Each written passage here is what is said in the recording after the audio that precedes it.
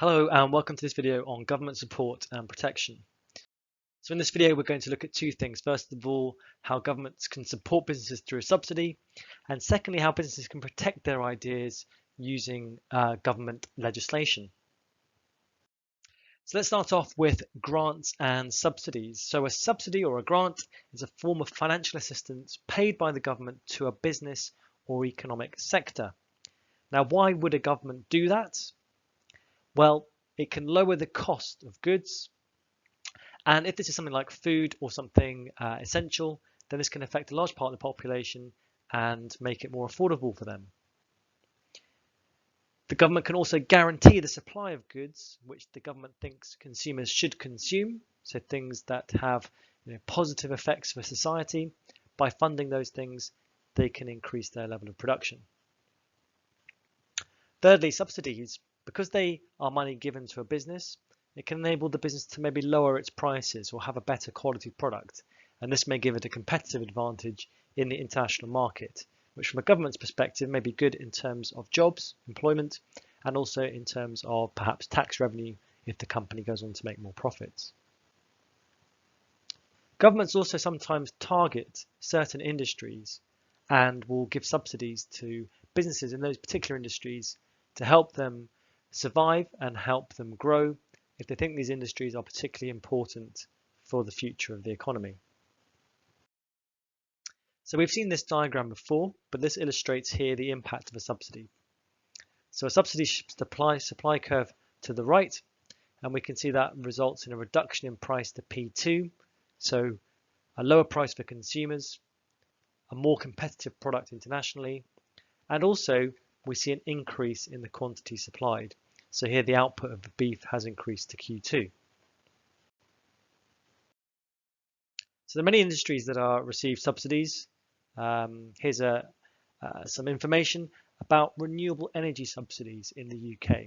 So renewable energy is quite a common thing that governments will subsidise because they want to encourage more of it because it's good for the environment.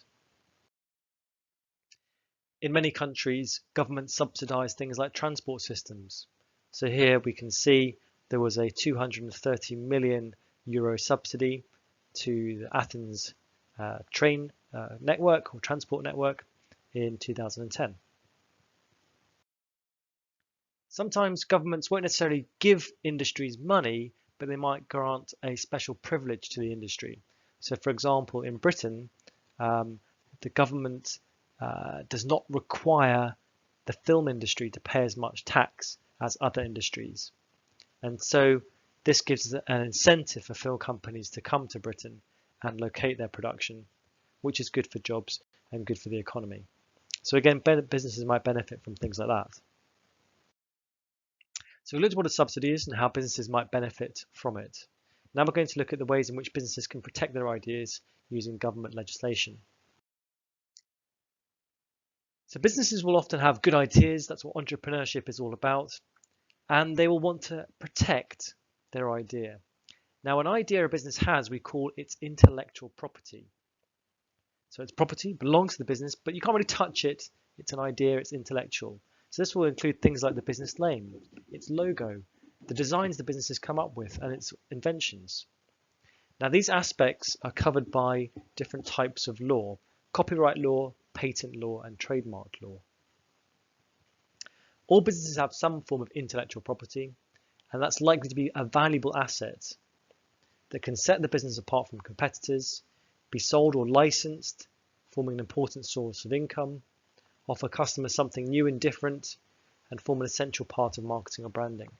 And we really want businesses to be able to protect their ideas. There is no incentive to come up with a good idea if you know that a rival business is just going to steal it and make a profit out of it. Why would you bother? You need to have those ideas protected. If you came up with them, then we don't want people to steal them. So let's go through these three types of law now. The first one is copyright. So you might recognize this little C.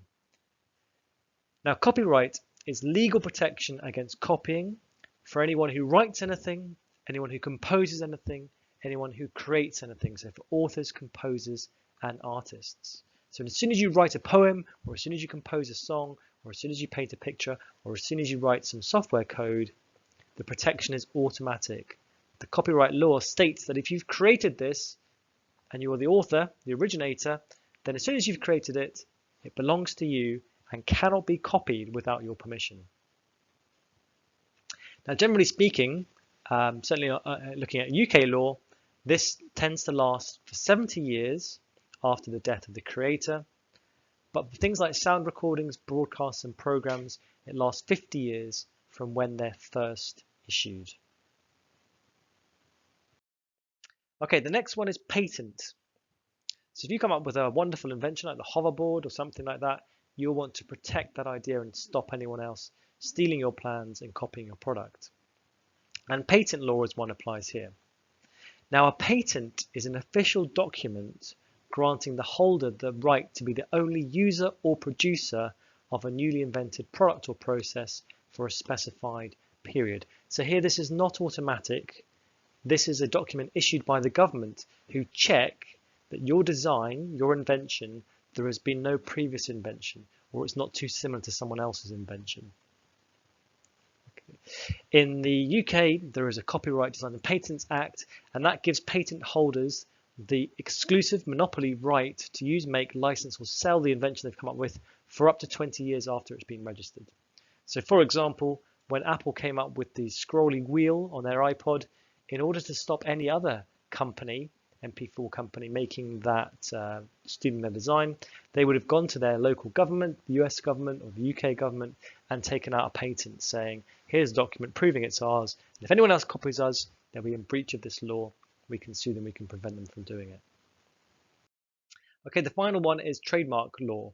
Now, businesses typically have logos or jingles, and what you don't want is another business to be using your logo or jingle. And so what you will do is register that as something unique to your business. And so trademarks always have this R at the end, being registered trademark.